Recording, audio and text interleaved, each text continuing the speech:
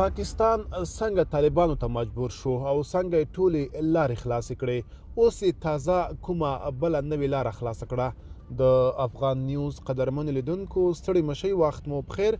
پوره جزئیات هم دلته راسره وګورئ.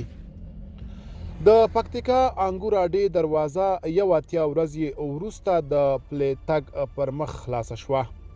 د خلکو تر 81 ورځني احتجاج او پرلت وروسته پرون یکشنبې د سلواغې د 8مه د پاکستان حکومت د انګور اډې پر لار یوازې پلي تلونکو کسانو ته د تګ اجازه ورکړه.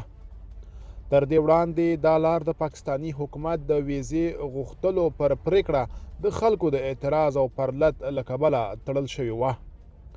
مګر لا هم څرګنده نه ده چې آیا د پاکستان حکومت د ویزو له پریکړې پر شا شوی او که کومه بله حل لاره ورته لټوي.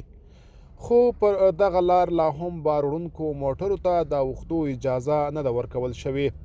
په سیمه کې ځایي سرچینو اطلاعاتي روز ورځپاڼې ته ویلي چې موټر چلوونکي له تیرو 81 ورځو راهیسې د انګور اډې لارې خلاصېدو ته انتظار دي او له ګډو ستونزو سره لاس او ګریوان دي.